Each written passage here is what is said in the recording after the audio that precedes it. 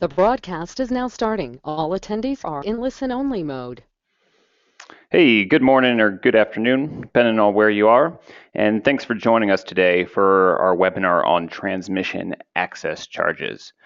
My name is John Bernhardt, and I'm Outreach and Communications Director with the Clean Coalition.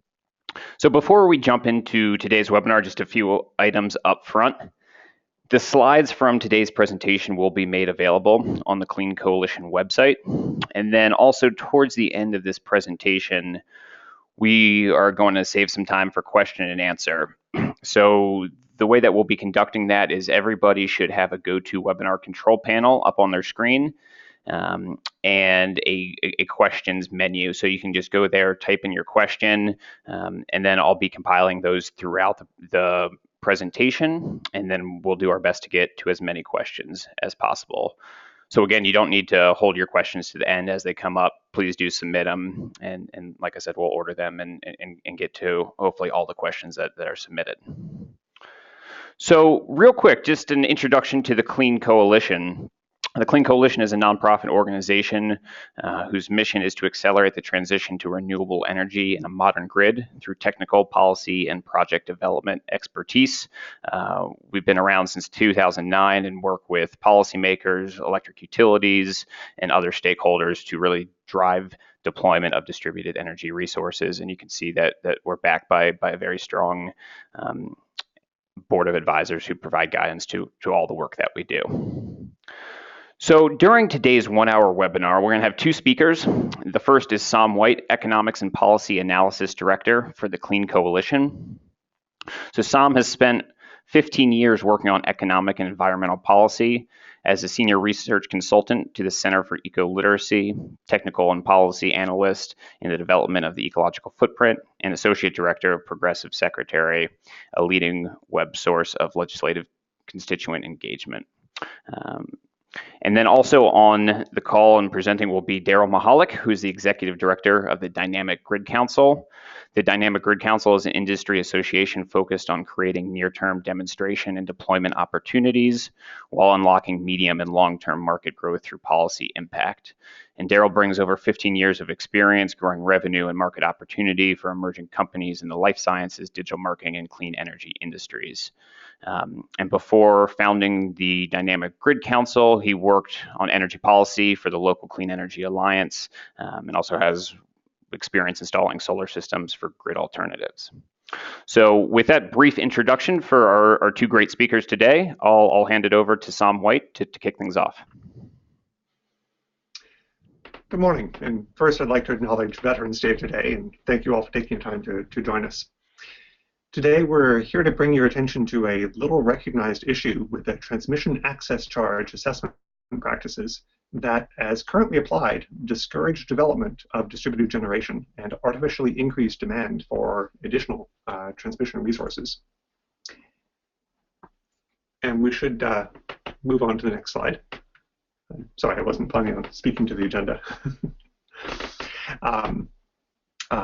As you're likely aware, energy is delivered by transmission and distribution systems, as shown in this slide. Historically, all load was served by large central remote generation. This utilizes the transmission system to bring power to the local distribution system, which in turn connects to customers. As distributed generation has become available and increasingly affordable, load can and is being served by local resources connected directly to the distribution system, reducing demand on limited transmission capacity. California is well on its way to meeting the governor's goal of 12,000 megawatts. It's 12,000 megawatts of distributed generation by 2020, including both individual installations behind the customer meter and wholesale distributed generation serving local communities. But due to rules implemented when all energy was delivered through the transmission system, utilities, customers, and local suppliers are not being credited with the value of avoiding demand on that transmission system. If we can move to the next slide.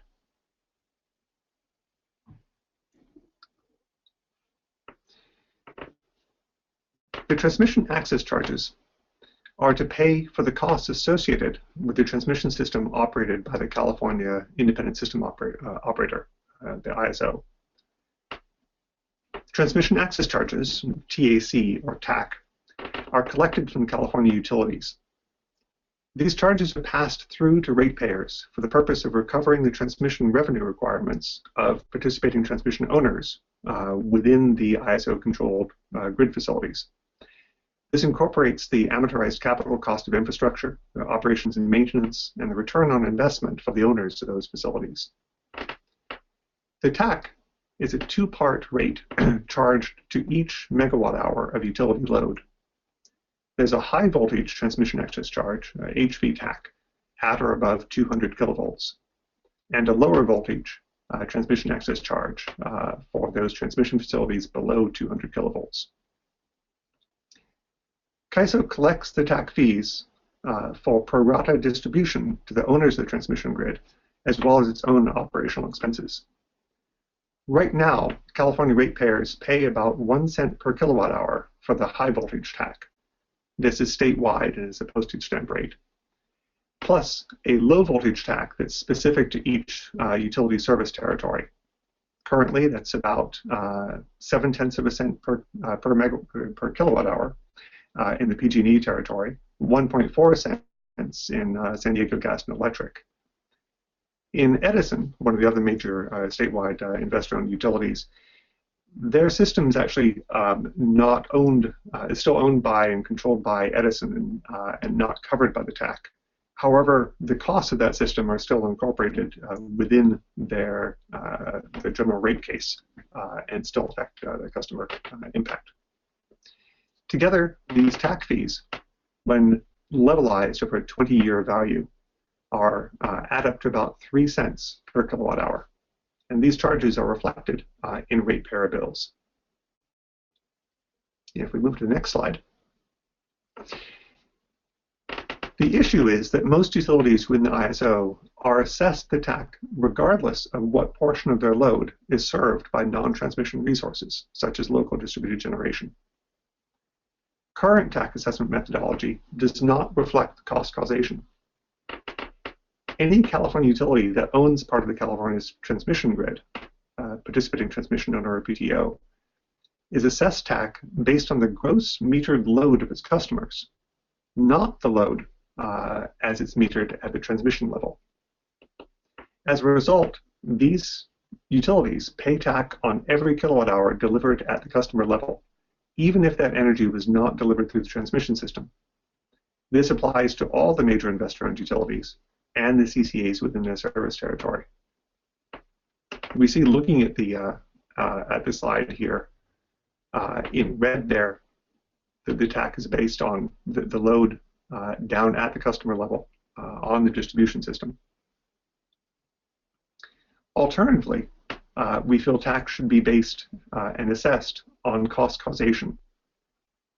TAC is intended to allocate the costs of the transmission system to the transmission system users. In that sense, it should only apply to energy which incurs costs on the transmission system by being delivered through that system. To accomplish this, as shown in this slide, the TAC should be calculated based on the metered transmission load, as measured at the transmission substation and distribution substation, where energy downconverts from high voltages to distribution grid voltages. That's shown in the blue and green areas. And if we look at our next slide,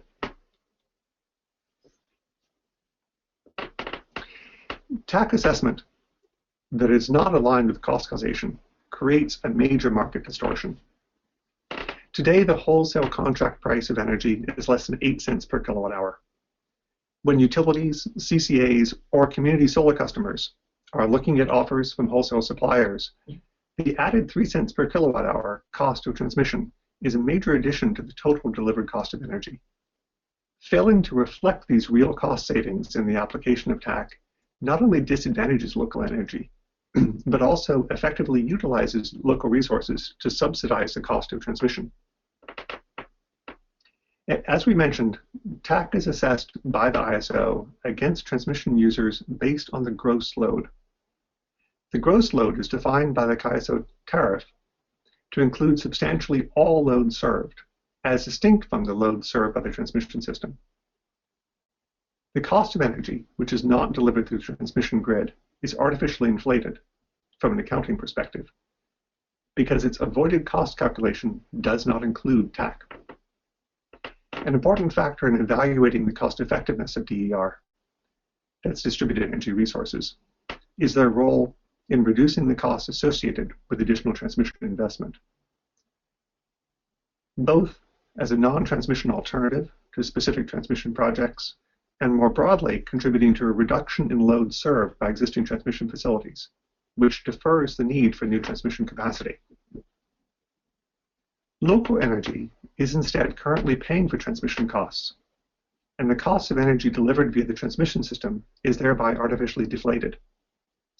By assessing TAC, regardless of whether load is served by local generation, the cost of transmission is added to local resources, hiding the impact of procuring transmission-dependent resources.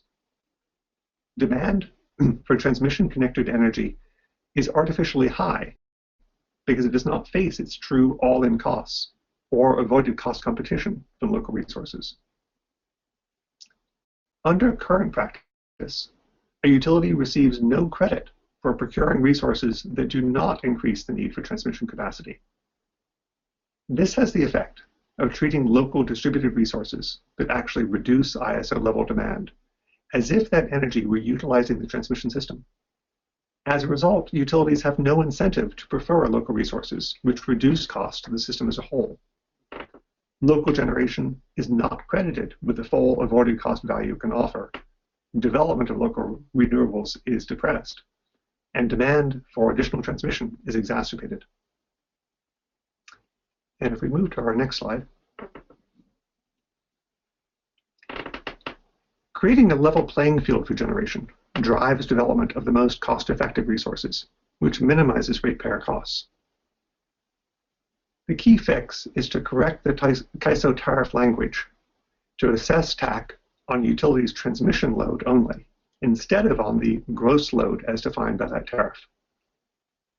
Utilities that utilize distributed generation to serve local load should benefit from reducing the load on the transmission system and reducing the need for additional transmission capacity. We feel local energy should be given a fair chance to compete with transmission resources by having the TAC included in its avoided cost evaluation. A level playing field would guide least cost and best fit procurement of resources and associated transmission facilities, including those required to meet the renewable portfolio standards and greenhouse gas targets, thus minimizing costs to ratepayers. This was not a factor 15 years ago, when nearly all load was served via transmission. But as the state pursues aggressive renewable generation targets and is developing comprehensive new distribution resource planning and investment based upon net ratepayer benefit calculations, correctly aligning TAC assessments with transmission usage will have a major impact on both planning and procurement. Utilities that use distributed generation to serve local load must be recognized for reducing demand on the transmission system and the need for additional capacity. This will support more accurate net cost assessment and optimal portfolio balance of local and remote resources. As an independent nonprofit energy policy organization, the Clean Coalition strongly recommends assessing all transmission access charges based on the metered transmission load, aligning charges with cost causation. This approach is currently applied to metered subsystems, including a number of municipal utilities, and ratepayers will benefit from extending this approach to all utilities statewide. John, that's my last slide. All right, thank you very much, Sam. And with that, we'll pass over to Darrell Mihalik, Executive Director of the Dynamic Grid Council, to dive into some more details around the significance of the market distortion caused by misapplied TAC. Darrell, take it away. Thank you, John. Will do. First, I want to address the significance of this issue. This slide's 3 pie charts demonstrate that the market distortion caused by TAC is a large-scale problem that needs to be addressed. The leftmost pie chart, as Sam was speaking to earlier, indicates that for wholesale generation in California, transmission charges are about 1/3 of the cost of wholesale generation, which adds, 40 to 50% of the costs pass on to ratepayers. Now, wholesale generation can be very price competitive and more cost effective for ratepayers when not burdened with the addition of TAC to pay for delivering remote generation. The middle pie chart shows that this TAC market distortion affects a majority of California electric customers. It affects those utilities that are participating transmission owners, and they account for about 60% of California electricity customers. The rightmost pie chart shows that 76% of the proposed expenditure on transmission between now and 2023 is specifically designed to integrate centralized renewable energy into the transmission grid so they can be delivered from remote locations to customers. Now, meeting RPS, renewable portfolio standards, and greenhouse gas mandates would be less expensive if new transmission costs could be avoided. This next slide further quantifies the TAC market distortion, showing that about $80 billion could be saved over 20 years by reducing the amount of transmission spend devoted to integrating centralized renewable energy, while still meeting state greenhouse gas reduction goals. So the orange line on the top is business as usual. In other words, no change in anticipated spend on transmission. Again, as Sam mentioned, right now, as an example, PG&E ratepayers pay about 1.8 cents per kilowatt hour of aggregated high voltage and low voltage transmission access charges. These charges, on average, have grown about 15% per year for the last 15 years, and TAC are furthermore projected to increase another 7% annually through 2033, and that's about 5% after inflation. This 5% real growth takes the 1.8 cents current TAC charge up to approximately 3 cents per kilowatt hour when levelized over 20 years. Now we can contrast that to the blue line. The blue line on the bottom of the green triangle is an alternative. It assumes that California only adds generation on the distribution grid from this point forward. The blue line shows that TAC would decrease as existing investments in transmission depreciate over the next 20 years, and eventually we'd only pay for operating, maintenance, and replacement costs.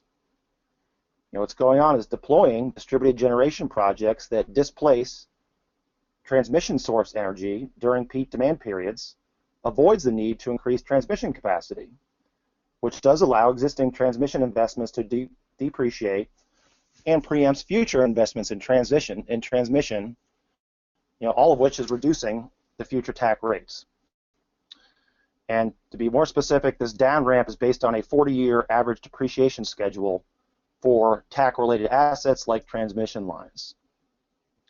So to get to the punchline here, the green triangle, the difference between the orange line, business as usual, and the blue line, an alternative future, assuming generation on distribution grid, the green triangle represents the potential savings here of the difference in these two scenarios. And it amounts to about $80 billion in total, and that includes ratepayer assessments for a guaranteed return on investment of 12% for participating transmission owners. I also want to talk about how fixing the TAC market distortion would really help to unleash a virtuous cycle where falling capacity factors for fossil fuel power plants drives up the price of electricity generated by fossil fuel plants, which sends a market signal to build more renewable energy, which in turn drives down capacity factors even further. Now, capacity factor is the percentage of a power plant's maximum potential that's actually achieved over time. And historically, one of the major strengths of fossil fuel power plants has been very high predictable capacity factors. For example, the average U.S. natural gas power plant might produce about 70% of its potential. The 30% of unused potential is primarily due to seasonal demand and maintenance. But that's changing. Those high predictable capacity factors are changing. Widespread adoption of renewables is reducing the capacity factor for fossil fuel power plants. Once a solar or wind project is built, the marginal cost of electricity it produces is pretty much zero. And by contrast, coal and gas plants require more fuel for every new watt produced. I'd also like to talk about a couple specific examples of how the current TAC assessment methodology harms local renewable energy.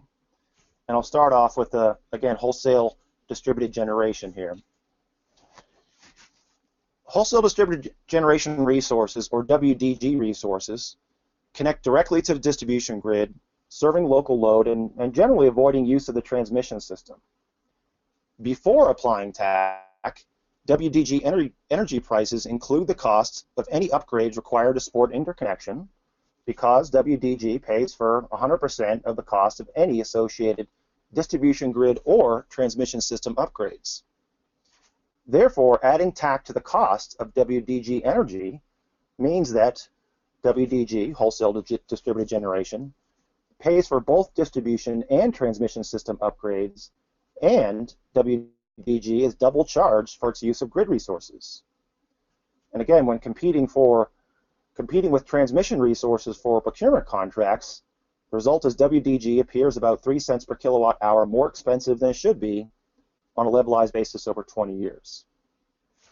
Now, by contrast, energy connected at the transition system pays no contribution to distribution upgrades and is fully refunded for approved transmission upgrades, with the cost transferred to ratepayers via TAC.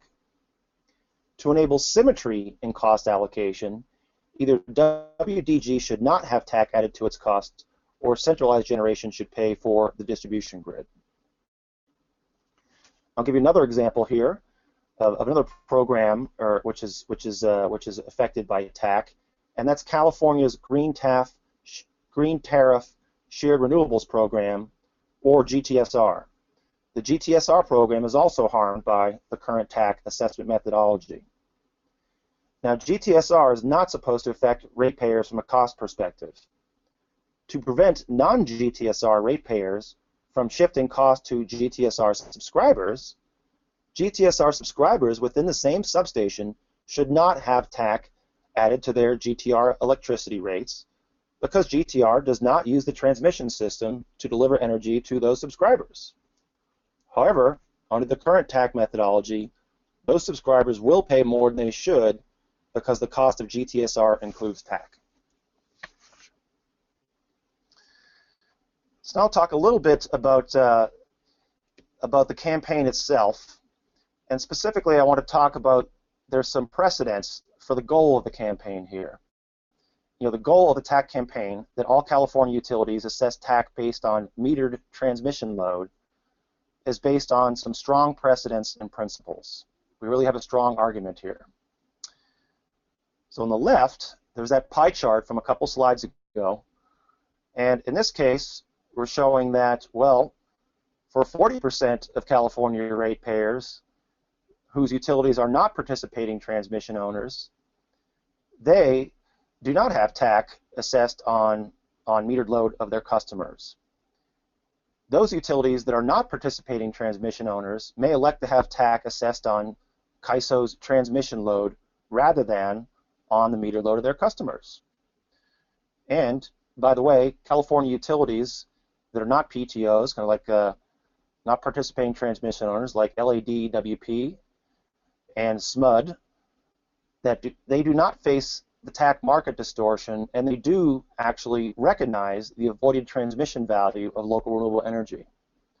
So again, one precedent here for the fix we're advocating for is the 40% of California ratepayers whose utilities are not PTOs are already in the situation where the TAC market distortion does not exist.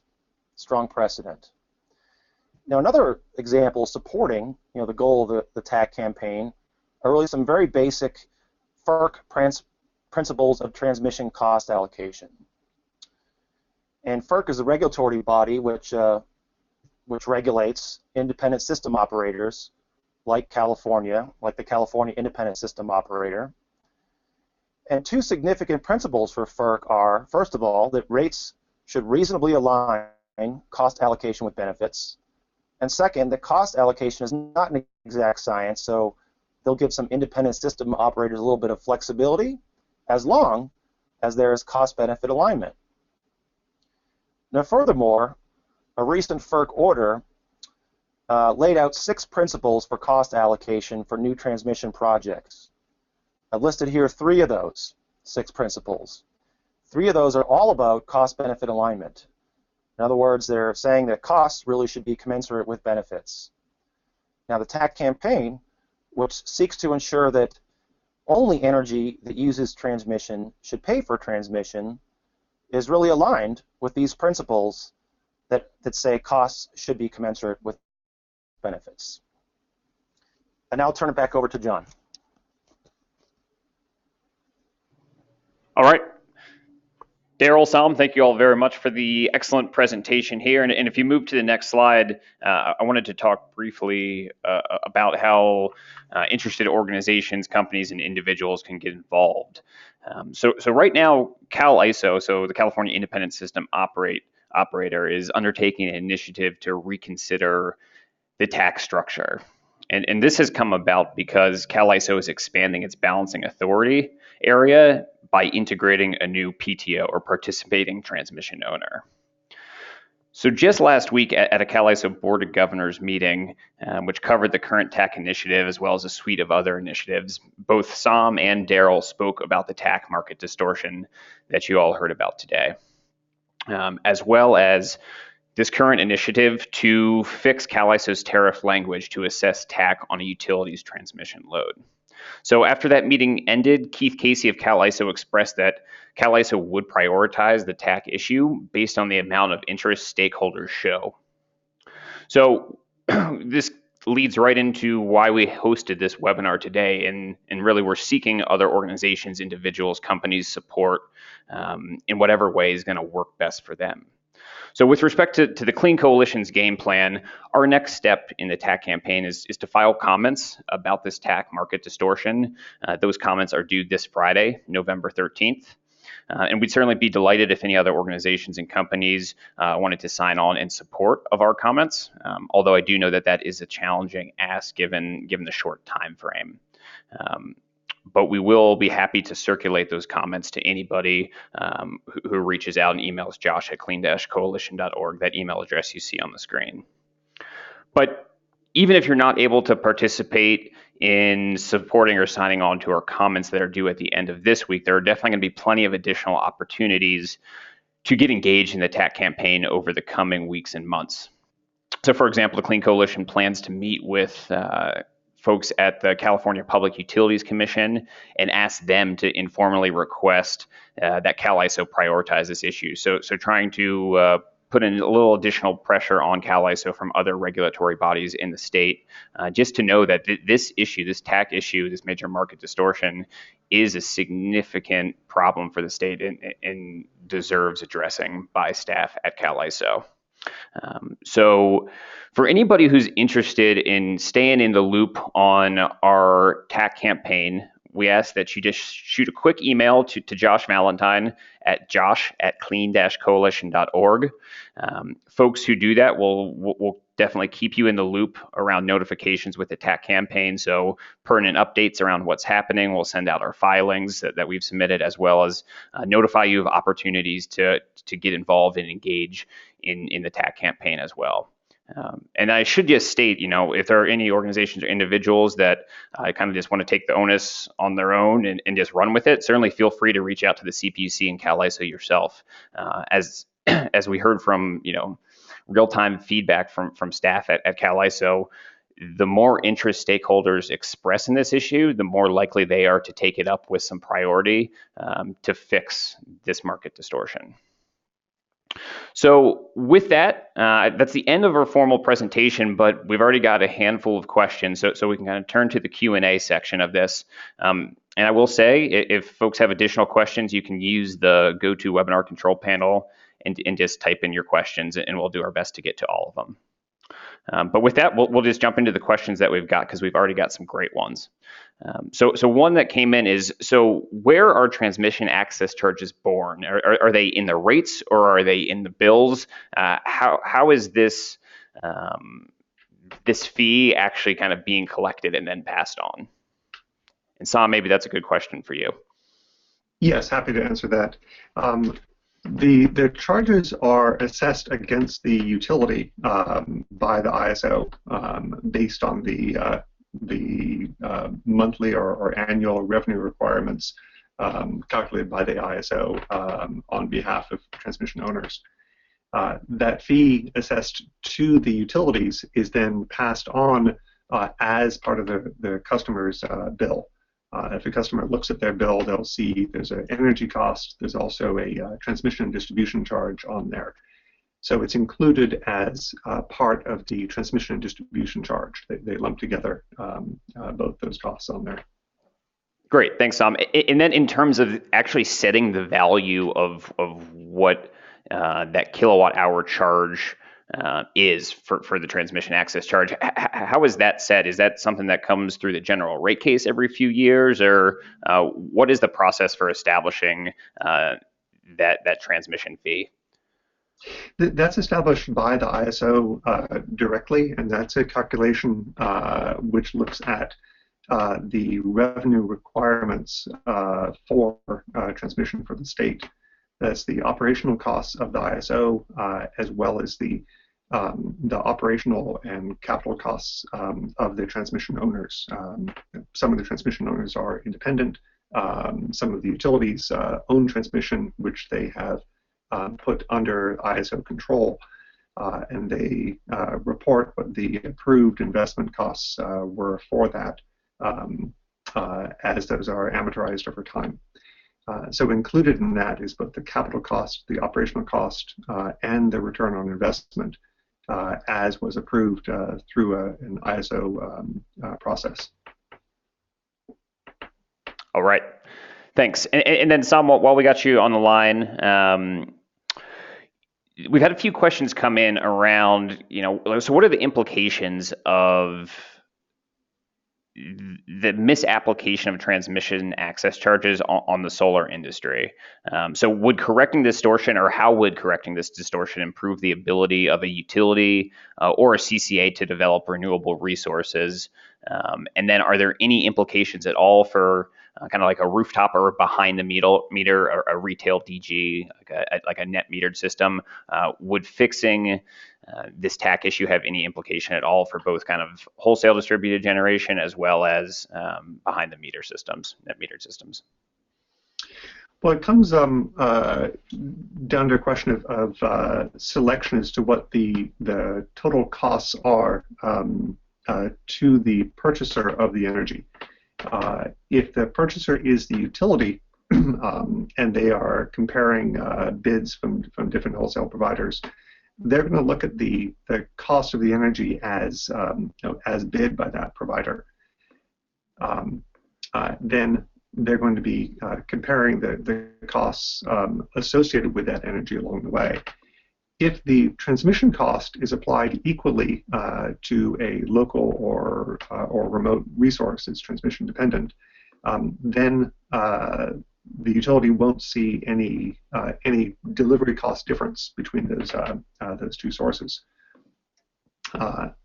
In many cases, we find that there are economies of scale and cheap land resources that, as well as sometimes higher wind or solar resources in remote locations, that can make the actual production cost of that energy a bit lower.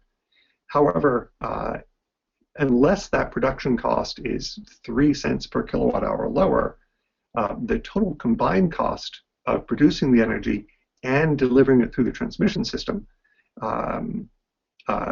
would be less expensive if procured locally and avoiding those transmission delivery costs.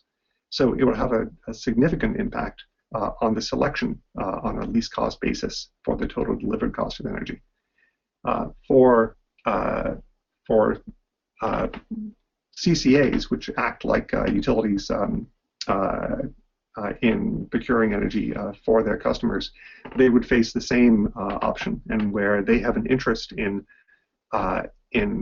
procuring local resources, supporting their own economy in the area, because they are generally located within a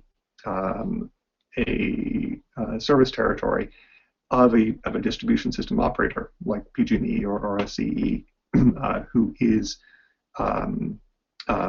can't under the current system avoid those charges, they don't get any advantage for their customers in selecting local energy either.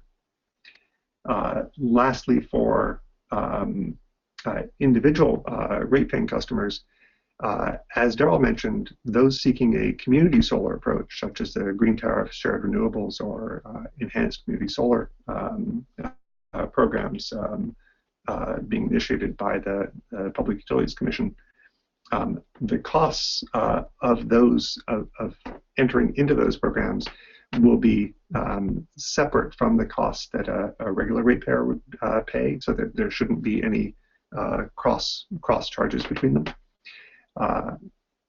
If the costs associated with that do not reflect the cost savings on transmission, then the participation cost for customers is going to be 3 cents per kilowatt hour higher on those contracts over time. Those contracts will then be less attractive, and the success of community solar will be substantially reduced. So a developer who would want to be offering power to a community solar program would find it harder to attract customers into that. For a behind-the-meter customer, the impact is less distinct. But for customers throughout each service territory and through the state, they will see higher total TAC charges based on the cost of transmission infrastructure, and as that grows over time, and they'll see a reduction in total cost TAC charges spread evenly throughout the service territory and throughout the state, to the degree that we are able to reduce the need for additional transmission investment. Great, thanks. I think that covers all. Yeah, I think that was quite comprehensive. So Darrell, turning to you real quick, I know that you, along with Sam, were up in Sacramento for the CalISO Symposium and had a chance to speak with some key folks about this issue. It would be great to hear a little bit from your perspective. What do you think is the timeline for trying to get this issue resolved? Are we talking about weeks? Are we talking about months? Or are we talking about years?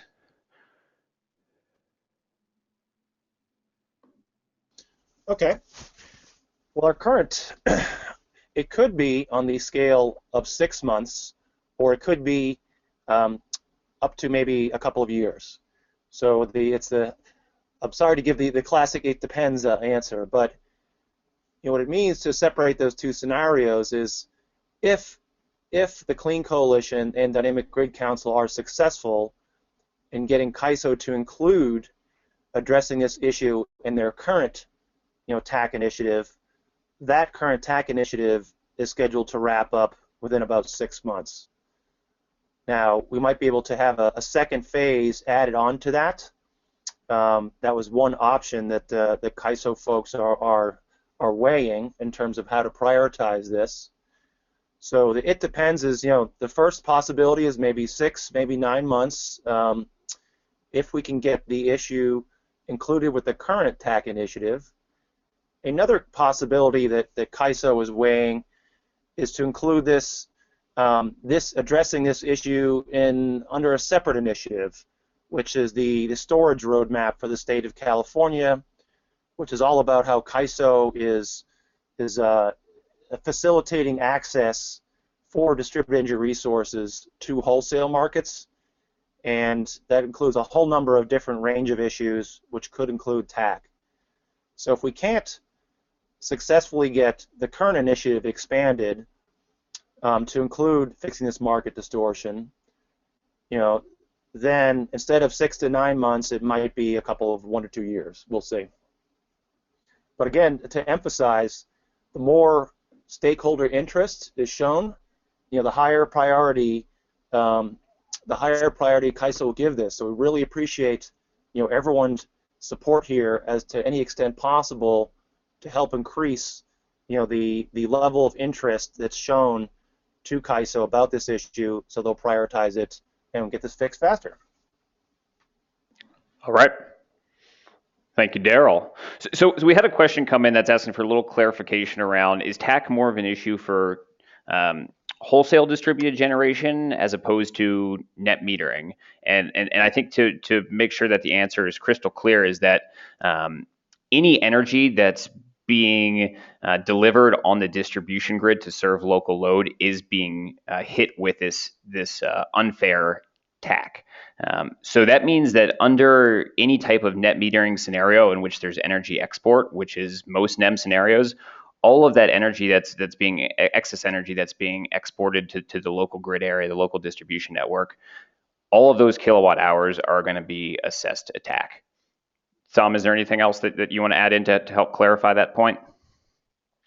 Yes, I would say that where that has the impact on a potential NEM customer, especially as we look at revisions to the NEM tariff, is in the determination of what the net impact of NEM is on other utility customers. This issue of cross subsidies.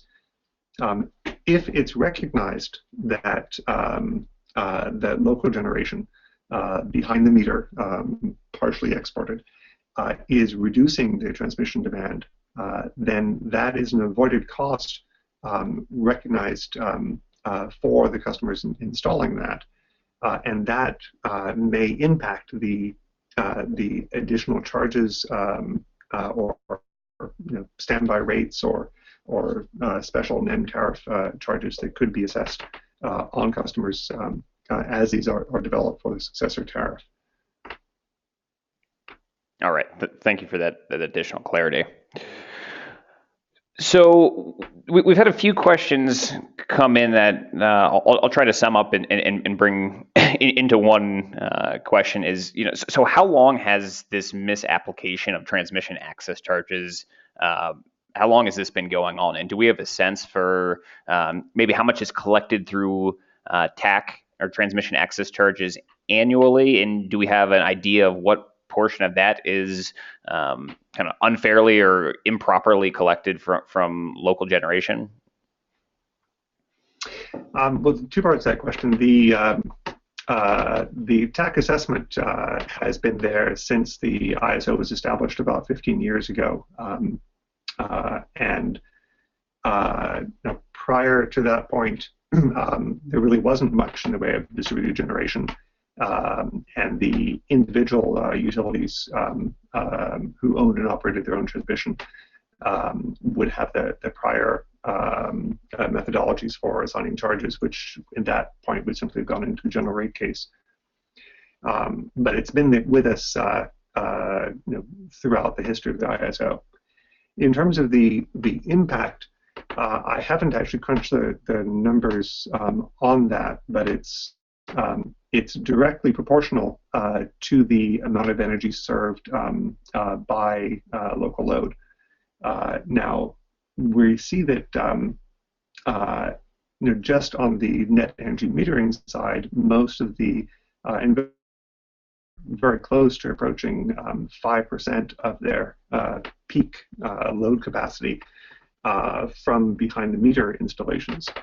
In addition to that, we have a couple of gigawatts of procurement programs within distributed generation for wholesale generation, both in the REMAT and some of the RAM, as well as the oncoming programs like the Green Tariff Shared Renewables.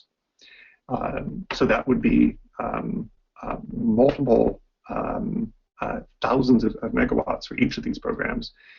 Currently, the state is, depending on how you calculate it, has close to 8,000 megawatts of distributed energy installed.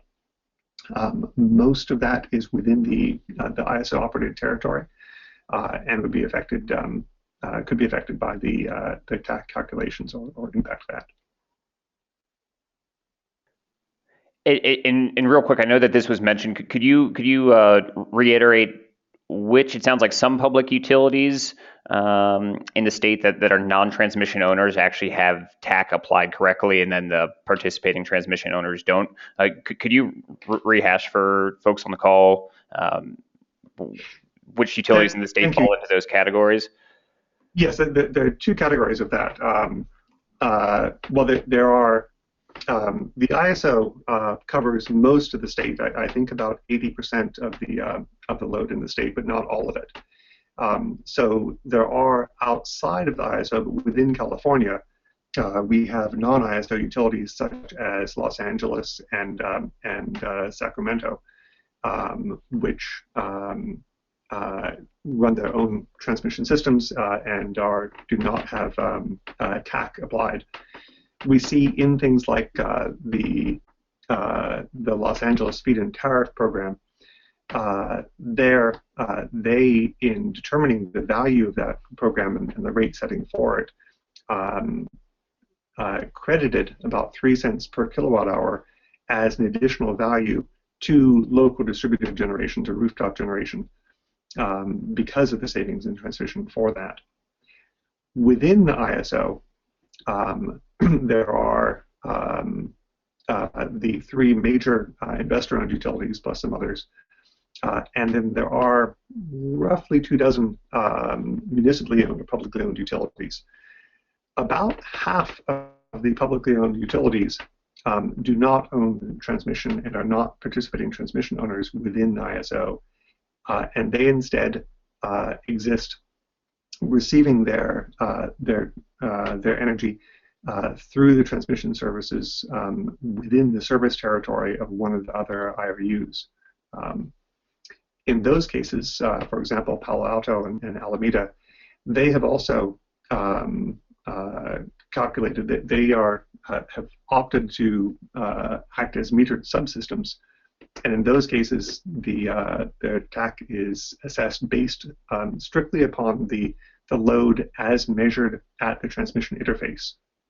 And in those cases also, they have implemented feed-in tariffs, or at least Palo Alto has, in which they've noted a savings of about 3 cents per kilowatt hour for local resources, as opposed to those that they would procure through the transmission system, and reflect that in their procurement price offers or their decisions with bids that have come in.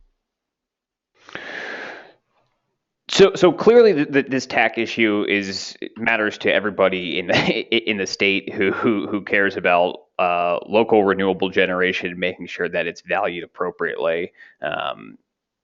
California is a state where there are a number of CCAs, active CCAs, and clearly they're going to be kind of key allies and should be supporters of this campaign to make sure local renewable generation is accurately valued. Could either you or Darrell speak a little bit around outreach that CCAs should expect from either the Dynamic Grid Council or the Clean Coalition with respect to this effort? Well, I'll let Darrell speak to the outreach, but I'll say initially that with the Sonoma CCA, which formed about a year and a half ago, this was a significant factor in working with them. They were committed to selecting resources within the county, as they're essentially county-wide, and have offered a feed-in tariff rate there as well for specifically aimed at local resources for a portion of their supply.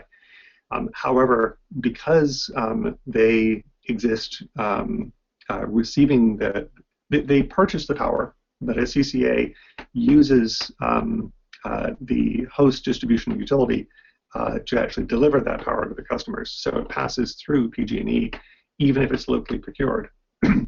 Because PG&E is a participating transmission owner, it is assessed by the ISO, the TAC charge, on any energy that Sonoma Power procures locally for its own local customers. And so Sonoma was not able to realize any cost savings from that local procurement, even though they were committed to procuring as much as they could. In terms of outreach, Darrell, did you have more to say on that? I know that we'll be looking to speak with as many as we have the opportunity to. Yeah, thank you, Sam. I can briefly address that and say, in terms of outreach, we are absolutely going to be reaching out to CCAs, considering them to be really key coalition or potential coalition partners here in this campaign. We'll be doing that, I would expect, before the end of the year, with some specific, more specific ask around how CCAs can get involved. At the same time, please feel free to send an email to josh@cleancoalition.org just to stay updated. But again, to address that question, we expect to reach out to CCAs with a more specific ask or request for how to get involved by the end of this year. And if anybody on the call is from a CCA and this issue is jumping out as being highly relevant and important to you, as the Clean Coalition certainly thinks that it is, as well as the Dynamic Grid Council, please do shoot an email to Josh at clean-coalition.org and let us know what CCA you're affiliated with. And we'll make sure to follow up and can kind of have further discussions and keep you very informed and maybe work through some of your CCA networks to make sure that we're spreading as much education around this issue as possible to get the response we want in the quickest fashion. So another question came in around, how could the Sierra Club or other organizations like the Sierra Club support the Clean Coalition's CalISO filing? Sam, do you want to field that one?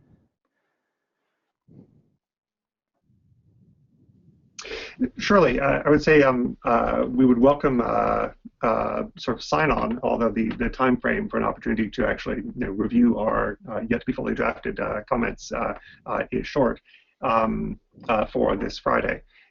However, more generally and importantly, the ISO needs to hear from stakeholders that this is an issue which is worth giving the time and energy into. And is important to people throughout the state. They can receive that either in formal written comments in the stakeholder process or simply an informal outreach to staff and the Board of Governors out there expressing the interest. The other important area is the ISO will clearly be responsive, and they have stated that they would be very responsive to CPUC, the Public Utilities Commission, position on this issue. It's not within the jurisdiction of the CPUC, but it does obviously impact ratepayers and procurement processes. So it should be of interest to the CPUC, and we will be reaching out to them and would very much encourage others to speak with commissioners at the CPUC about this issue and encourage them to have the ISO take it up. Again, that's an informal process. It's not an ex parte. There's no proceeding involved. But if the commissioners, especially Commissioner Picker, is aware of this and notes the interest on it, and communicates that to the ISO, then we understand they would be very responsive. All right. Well, I think we're about through all the questions that have been asked, and I just want to thank everybody who joined us today. I know that it is a holiday for many folks, so we do appreciate the time. Clearly, the Clean Coalition and the Dynamic Grid Council see this TAC issue as a critical issue in the state for ensuring that local renewable energy is properly valued. And this applies to both wholesale distributed generation as well as any exported net metered energy.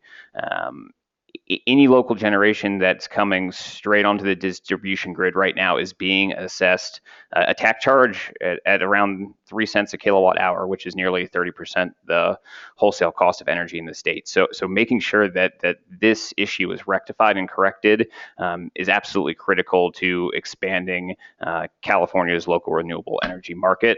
And we look forward to furthering the discussion and keeping everybody who's interested about this effort in the loop. So I'll just reiterate one last time.